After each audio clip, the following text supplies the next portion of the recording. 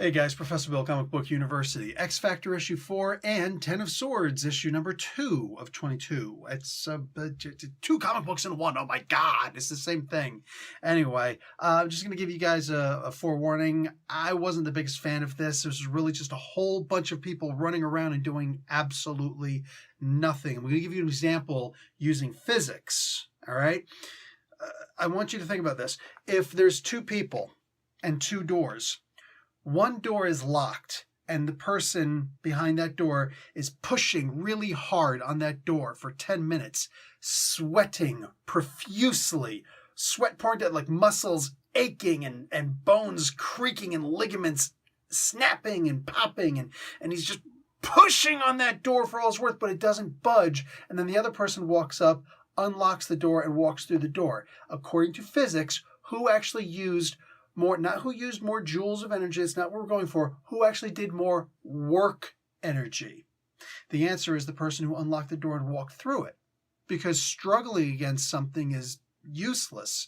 So this is me, this is who I am, this is how I review comic books. I look at things logically for the most part. I know, it's comic books, no logic. No. You can apply logic to comic books if the people who are writing the comic books understand that.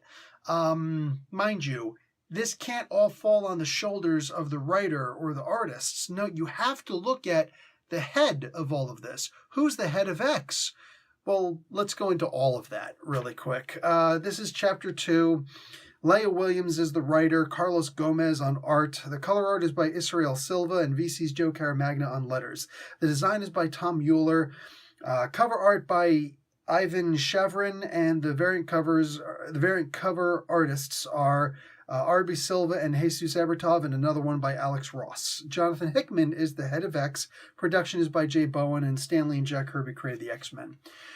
So basically, like I was saying, there's a whole bunch of running around and nobody actually gets a single thing accomplished in this issue. No, seriously, please tell me one thing that was actually completed in this comic book. And I know it's an issue 2. That's the funny thing. Everybody's like, when I said I didn't like the buildup of 10 of Swords, well, it's just the buildup. Okay. Issue number 1 came out. I didn't like it. Oh, well, it's just issue 1. Okay, now I'm going to say here's issue 2. I didn't really like this. There's not a lot of it. Well, it's just issue. Okay, when the final issue comes out, then what do you say? Here's the thing. There's always somebody who's going to be upset that they liked a comic book and the reviewer that they went to doesn't like the comic book that they liked. This is not me trying to take anything away from you for liking this or liking that. It's not. I'm going to review a comic book based on my life experiences, my sight, what I know. That's all it is. And if you have different experiences, you might like the comic book more or less or whatever. And who cares? You came here because you want to know what I think of it. So I don't like this comic book. We can move on from there. If you want to know why I didn't like this comic book, by all means. Just understand, personal attacks because I didn't sit there and bang your mom or lie to you and said I banged your mom. Maybe I did bang your mom. If so, I'm sure she was hot. But the point is, I'm not here going around banging people's moms and talking about, yeah, how you like that? And, smell my finger. No, that's not what I'm doing, my peeps. I'm reading a comic book. And I'm not insulting the people who made the comic book. I'm not insulting you. So I'm telling you, the people who are so child-minded, who want to get upset and freaking nerd rage out, how dare you? You are an anathema to this world. and we, honestly, the human race would be better off without you. I hope that you understand that. That being said, I do want to give a little bit of forewarning. I'm doing a lot right now, and this is probably going to be the last comic book that I review, at least until Sunday. If nobody's interested in hanging around until Sunday to wait to see what I think about all the other comic books that are out this week, sorry. But I'm in an intensive class, in the finals of an intensive class, in an already intensive program, and I'm doing a lot of stuff right now, so my mind really isn't in comic books. Maybe that's an excuse for this, but again, here, let's just move on. Apocalypse is I understand the idea of Apocalypse being hurt. And I'm telling you what, man, seeing a really weak Apocalypse would be awesome. If it was more than just, oh, he got stabbed. He got a little cut. He got a little boo-boo. You know, the guy who's capable of controlling every single molecule in his body and could theoretically cause himself to heal just like that is somehow wounded by, like, is it his pride? Is it like when Anakin Skywalker force choke Padme and it's like the robot is like, everything says she'd be alive, but I guess but my systems say, I've computed that she simply lost the will to live. So people can die because they lost the will to live inside of, inside of an hour's time span or so? I mean, come on. Maybe let's call it a day, whatever. Just there's some things that are just kind of goofy. Sir, there are plenty of people who are full-blown suicidal and don't want to live. And they can't will themselves to die. They've tried. So, I don't know. This is kind of weird. Anyways, here's Apocalypse who can't seem to heal. And he's hurt really bad. And he and Richter, though, were able to make it back through the Krakoan gate out of Otherworld, which is a good thing because, well, Rockslide unfortunately wasn't able to do that. And when he dies in Otherworld, it was instantaneous. And when they bring him back, for some reason, this is what's really weird about this. You don't need the body for anything except for proof of death. That's all you need the body for. Proof of death. Okay, so we can resurrect him now. And they're not even going to resurrect the most recent memories. Mind you, this is a protocol, and in case you're curious and say, well, no, they would have done it for... No, they wouldn't have because they didn't do it for Richter. Richter died on regular Earth, and they brought him back, and he had no memories of how he died or being in Arakoa or Otherworld or anything like that recently. So, they would have done the exact same thing for Rockslide. So when they try to bring him back and everything shorts out, Professor X gets knocked unconscious, we have to assume that he's unconscious until all of the other eggs are destroyed. These backup husks. Now, apparently they didn't need to do that, but somehow he didn't wake up. He didn't even show any responses, any signs of life. He responded to 0 stimuli. But as soon as they were destroyed, he right away, what's going on? I had my morning coffee and, hey, what's going on? Why'd you guys destroy all this stuff? Because we were trying to figure out what's going on. There was no second in command who was right here who could help us out. We had no backup protocols. What the funk? The old adage, everybody's got a plan till you get hit in the face, right? Well, we see that by somehow dying in Otherworld is equating to a permanent death because Rockslide gets brought back, but it's not really him. It's some weird thing. He's kind of cool. I guess this is a first appearance of this new thing. I don't know. But anyway, they're basically having a moratorium for Rockslide because he ain't coming back, fool, because he died in Otherworld.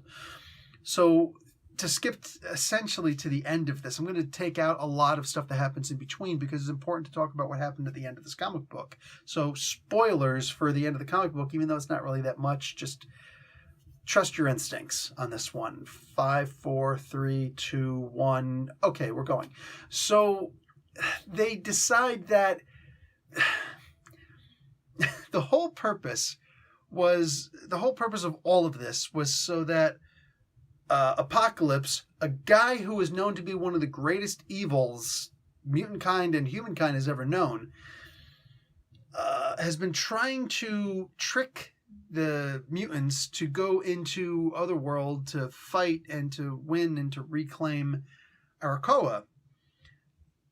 And when it turns out there's a betrayal and they all come back, the mutants on their own decide to actually go forward into this, knowing that, mind you, if we die in there, then it's permanent death.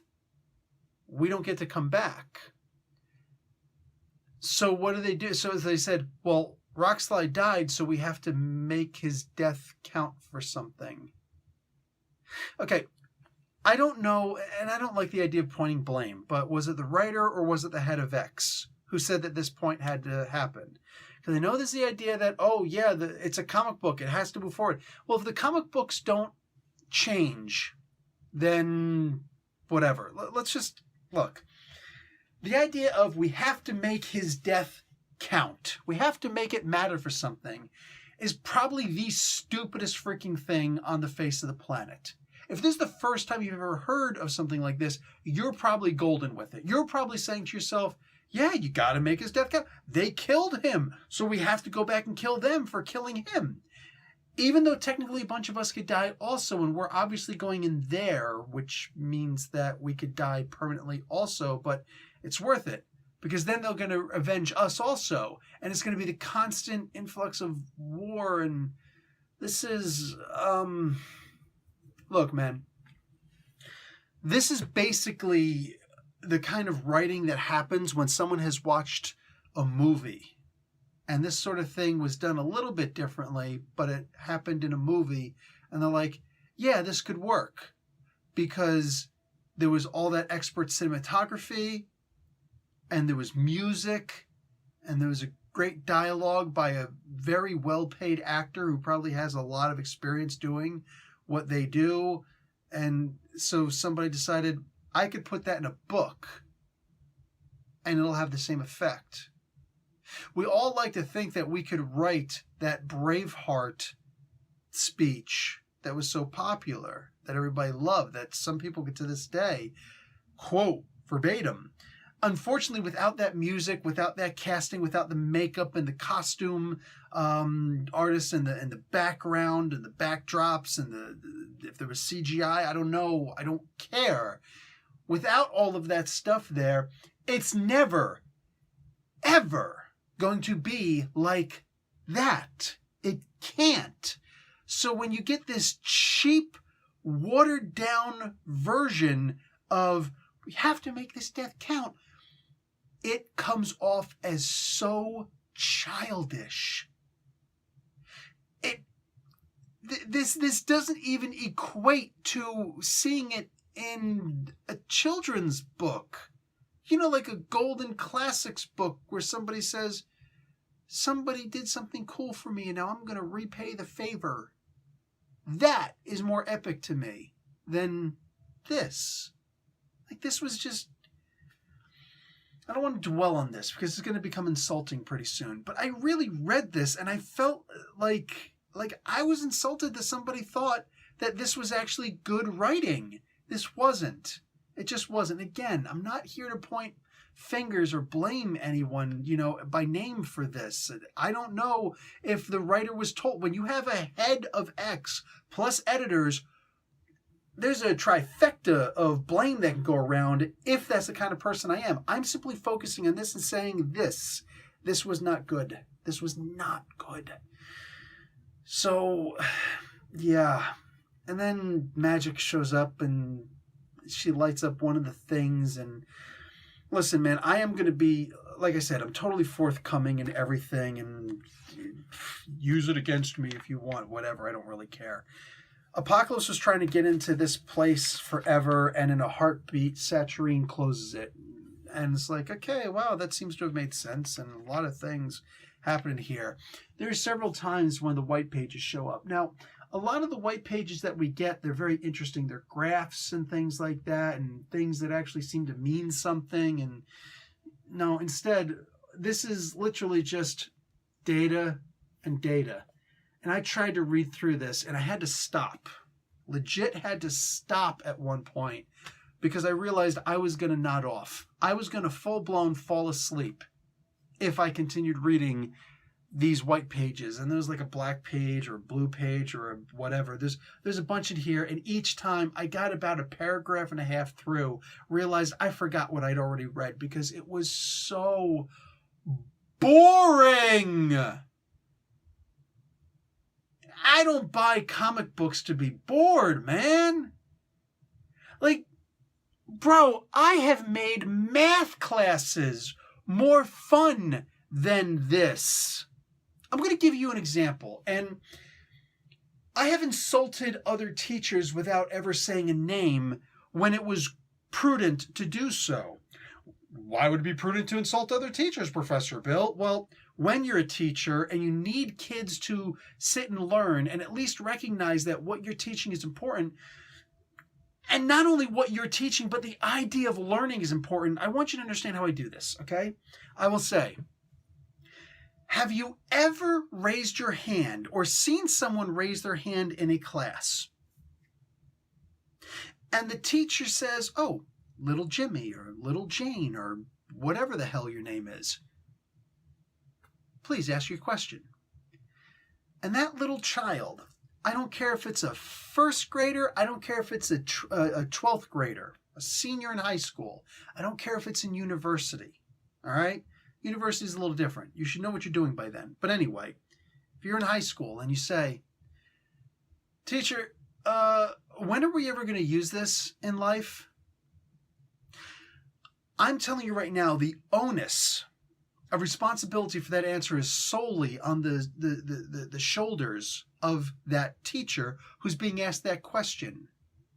Because at the end of the day, if that teacher cannot answer that question, or God forbid, that question is answered by, you're going to use it, trust me, your entire teaching profession, your entire career has been a waste. And at this point, you're potentially doing more harm, at the very least, to that student and everybody who understands what just happened in that little verbal transaction, that transaction of ideas. You have failed as a teacher, and you will forever be a failure as a teacher. If you cannot answer that question, no matter which class you're teaching, no matter which grade, no matter which subject, no matter which level, it doesn't matter. You are a failure in your profession. And you would do everybody a favor by quitting. Just go. Because we need better teachers in the world. Because I can assure you right now, if you cannot answer that question, what good are you? Because the kids are going to, even more kids who heard that and heard that horrible answer you just gave, or the no answer, it's going to be a case of people just going, so this is pointless. It's completely pointless me even being here. And they're right. They're 100% right.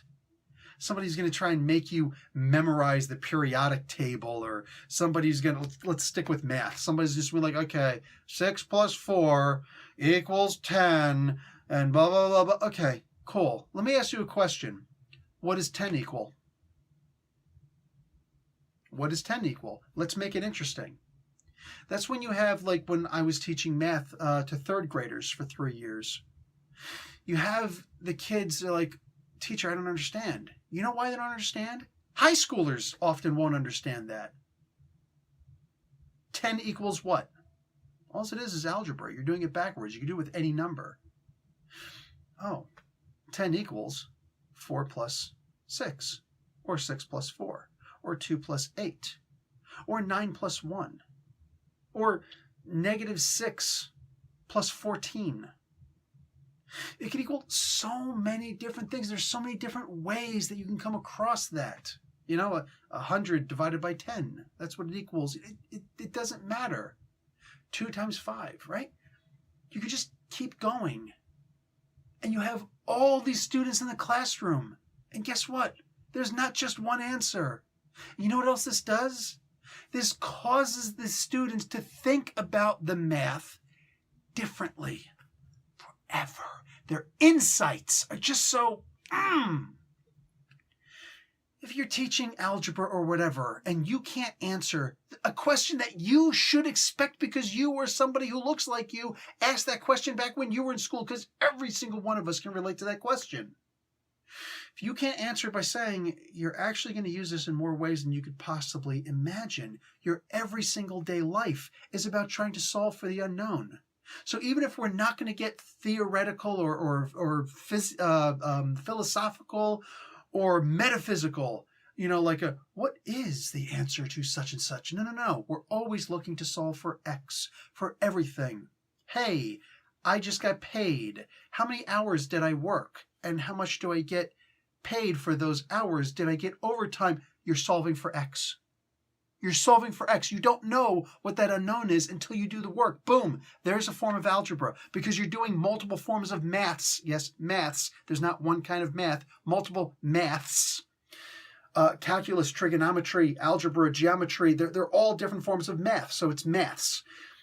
If you can't explain that, if you can't understand that, there's a failure. And that symbiotic relationship between teacher and student, it's at an impasse. And the teacher has failed. You failed your students, so you failed yourself. And you don't belong here. Likewise, where is this coming from? If I'm reading a comic book and I just can't see the connection, look, maybe it's me. Maybe it's me. But for the love of God, man, there were several people, and Miss Williams was one of them, along with Teenie Howard, along with basically just about everybody who's doing the Dawn of X books was in a podcast. It was on the Marvel Insider channel, so you could find it on YouTube. You could find it a bunch of different places. I think it was the Voices, Marvel Voices, what the hell was this called? Basically, it's just a podcast for Marvel Voices with a whole bunch of people in it. A bunch of these women who are in it. And this is not an attack on women. No, this goes for everybody. It's just, this opened up so much and why I'm not having a good time with comic books nowadays. They talked about how the modern hero, they can't associate with the modern hero. That's right. Teenie Howard, who's the person who's highest on the food chain for these X-Men books besides Hickman himself. They can't understand, they can't relate to the modern hero. Everything is, no, the anti-hero, or we associate with the villain. The villain is always complex, blah, blah, blah, blah. Heroes aren't complex? Is Tony Stark complex? A lot of people think that I hate Tony Stark. Yeah, I do. I love to hate Tony Stark. He's one of my favorite characters because I love to hate this character. That's how complex Tony Stark is. This guy's not a hero, but he's a superhero. He doesn't do heroic things. He'll go through the motions, but his intentions certainly aren't there. It's about pride that he's doing these things. You're going to tell me that's not complex? You're going to tell me that's not, like, the characterization of this one character is so weak? Let's take Captain America. Captain America's just a Boy Scout. He's a goody two-shoe. He's like Superman, right? He's going to do the right thing. And he's going to punch bad guy in the face. He's going to throw his mighty shield. And he's going to red, white, and blue, America. Really? This guy who was almost consistently sided against his own government because of the decisions that they made? Because no politics in comics. Ever since the creation of this character all the way through to the modern day. It's always been about the politics. You're going to tell me that's not complex? A character who's like, yeah, I'm going to give up the colors. And I'm going to become the captain. I'm going to become the nomad. I'm just going to leave. Because I'm so done with the way that the country is working right now. This isn't America. That's not a complex character? Spider-Man, not a complex character. Wolverine, not a complex character. No, he's a complex character. There's a bunch of people who hate Wolverine. A very complex character. You're going to tell me Cyclops, not a complex character? Let's look at some of the women out there. Dude, characters are as complex as you can wrap your head around there, and you have failed. You have failed. If you are a writer for this and you can't, it's no different than an artist who can't draw. If you can't draw Wolverine, don't go into a Wolverine comic book. The people who are drawing Wolverine in the comic books are doing a good job. I just want to put that out there as a disclaimer. But if you can't wrap your head around the idea of what a hero is, and you can only make all of the heroes like the Punisher, that's one of the reasons why the Punisher was so interesting back in the day. Because he was the only one like that. The only one who didn't act like a hero, but still called himself a hero, kind of, and worked on that side. When he was goofy, when he was being written where it's like he's shooting at people, jaywalking and stuff like that. Like, I'm sorry, was that complex? No, that was idiotic. That was about as idiotic as you can get. And people jumped on that really quick, like we've got to make that like not a thing anymore. We got to retcon that out and pretend that wasn't really Punisher because like that was just stupid. No, the Punisher has to be somebody who's a lot more complex. But nowadays, if everybody's just like, we're going to make all the heroes like Wolverine because or like Punisher or whatever, because I just don't see the point in actual good anymore. Well, then you're a terribly miserable person and you shouldn't be writing comic books because comic books are about heroes. That's what they're about. Superheroes. It's in the title. There's a reason why one of the acclaimed greatest writers of the modern day, a guy called Stephen King, you may have heard of him, praised J.K. Rowling's turf, all that stuff. Yeah, she needs to figure out her life when it comes to trans people and understand that trans people don't affect feminism. That's just not the way that things work. In fact, modern day feminists have to get the freaking act together and recall what feminism is actually all about. I'm just going to put that out there, but J.K. Rowling absolutely did write an amazing character in Harry Potter. Here's a genuinely good kid who refuses to hurt people. He hates to hurt people, and he will not kill. And even when he tries to, it doesn't work because his heart isn't into it. When you read these books, it's like, oh my God, you love this character because he's just so inherently good. And the people who he associates with, they're good. And you got to figure, some of the most popular selling books of all time. Because people miss that. You can call me the Jim Cornette of the comic book world. Because yeah, I miss what comic books used to be. Stuff like this where I can't find a hero in this entire freaking oversized book. And then I go and I listen to a Women Voices of Marvel, something like that, podcast, where all of these women, and I know that a lot of the men feel the exact same way, because I see the association there. When I see that they just don't believe in the hero anymore. They state unequivocally, I can't associate with the hero. Then mother fathead, stop. Because you are in the process right now of failing. You're part of the reason why the comic book industry is failing right now. Piracy has a lot to do with it too.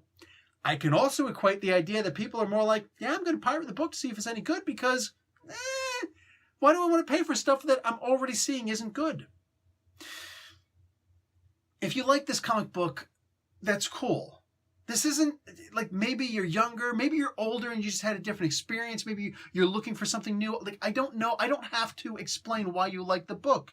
You like the book because you like the book. That's all I need to know. And I'm not here to disparage you. What I am here to disparage is the concept that heroes aren't heroes anymore. What I want to disparage is the idea that the people writing this and all these other books don't associate. They can't, by their own admission, their own words, quoting directly, I can't associate with the heroes. Why are you writing freaking heroes then? Zack Snyder, piss off. I don't want your superhero movies. Go and make the next 300 movie. We've been waiting for the third of that trilogy since forever. I don't want to see. Yeah, you got beautiful cinematography, but you don't understand the heroes. Don't tell me that you understand Superman, that you're so far beyond the road and we're all laying in the dust. We're all a bunch of children thinking that our heroes are good. And Superman isn't supposed to be good. Let's go talk to Jerry Siegel and Joe Shuster about that. You freaking moron. And anybody else who thinks like that about our heroes. I am so sick and tired of seeing these characters, not just in this book. I'm not just coming, like I said, I'm not just coming down on Leah Williams. I'm coming down on Hickman. I'm coming down on anybody and everybody who's writing these books right now. Jesus Christ. How come I can't see the difference between Richter and freaking Apocalypse, or Magneto and Professor X, or Beast and Wolverine? I can't see it. And Storm. For the love of God, Storm too? I can't recognize a character difference. Personalities? Sure, there are differences, but a character difference. The alignment scores. Everybody's lawful evil.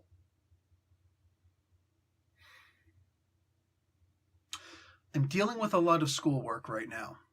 Haven't been in school since 2011. I graduated with my second bachelor's degree in 2011. And I'm now going for post My mind is so freaking spaghetti right now. Postgraduate work to become a paralegal in immigration consultation, which is arguably the hardest part of the law because you're dealing with criminality too. You're dealing with the one part of all of law where you are not presumed innocent until proven guilty. No, you're presumed guilty, and the burden of proof is upon you to prove innocence. Because you are not a citizen, you do not have any rights. That's the way that immigration and consultation works. So it's an aspect of the law that even baffles lawyers. I know because I just talked to the fourth lawyer that I know today, and he is saying, I don't know anything about this. No, if somebody came to me and asked me about this stuff, I just wouldn't do it. Like, you will always have work and you're going to make a lot of money, but like, dude, I can't even answer a question on that, dude. That is rough. So, and by the way, I am doing very good in the class. All right. Not the top student, but I'm far from the worst. So congratulate me by all means. But I'll give it to you. I'm going through a lot right now. I had to quit my day job teaching English so that I can, do that. And I'm trying to take a break and read comic books.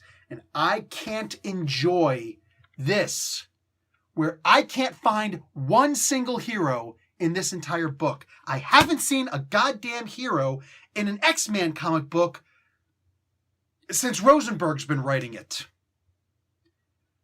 I'm getting sick and tired of everybody being the Punisher. But Punisher with I-beams, Punisher with unbreakable bones and claws, a Punisher that can control metal, a Punisher that can copy people's powers, a Punisher that can stick to walls and teleport. I'm getting done. I'm just so done with seeing the exact same character, but with a different skin presented to me. Issue after issue after issue.